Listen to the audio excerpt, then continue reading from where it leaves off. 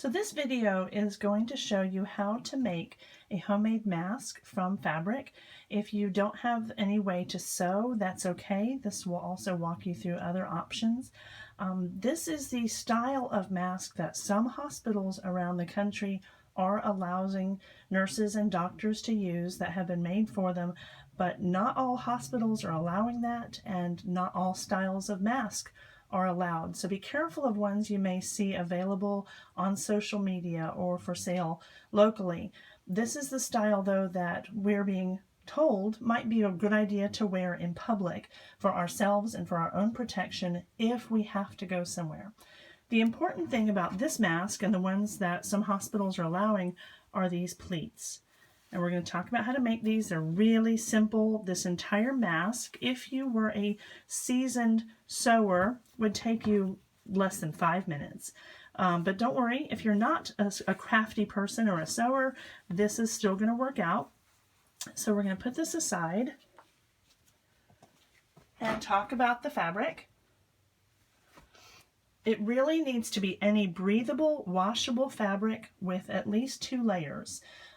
Just wearing a bandana could work if you had to, but it's not the greatest. You do want layers to be able to trap as much particle as you can and to help you keep your hands away from your face.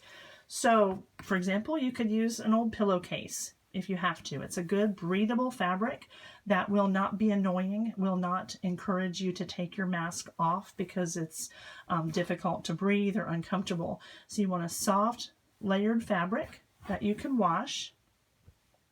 So for this one, I'm just using some old fabric I had from a project.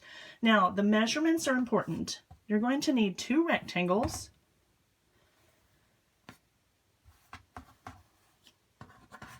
And we want them to be 9 inches this way, 6 inches this way.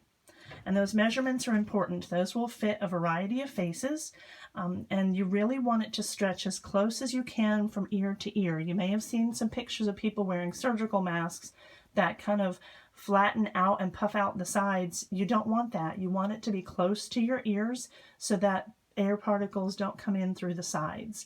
You need 2 rectangles because we want that double layer. And what we want to do, if you already are familiar with sewing, you know what I'm talking about. We want to cut them out and place them right sides facing.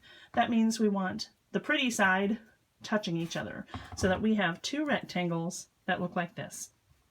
Okay, so once they're like this, now people who do a lot of sewing are already wondering, how many pins do I need? If you don't sew, don't worry about your pins. The pins are not very important until we get to the pleat.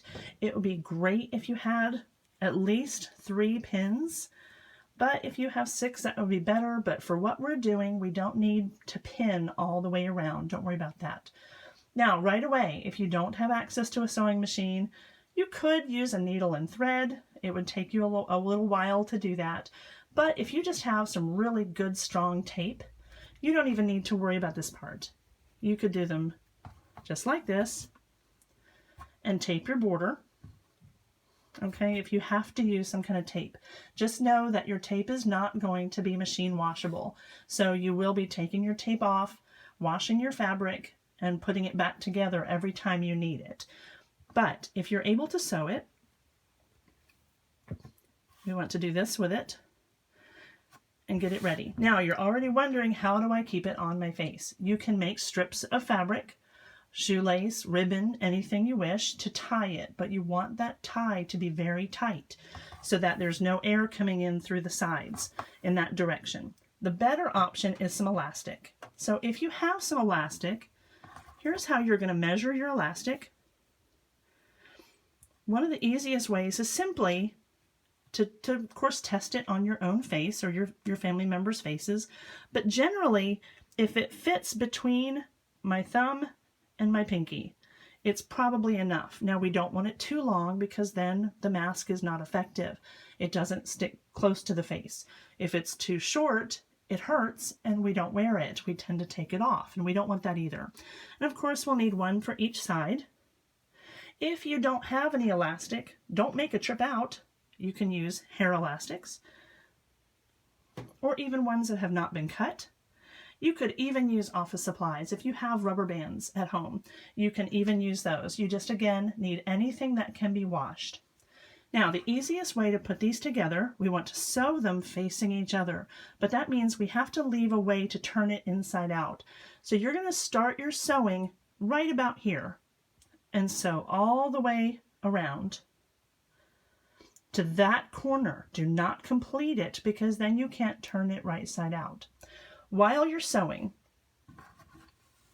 you're going to need to stop at the corner and attach your elastic. Now we don't want this flopping and sticking out, so we want to do this with it.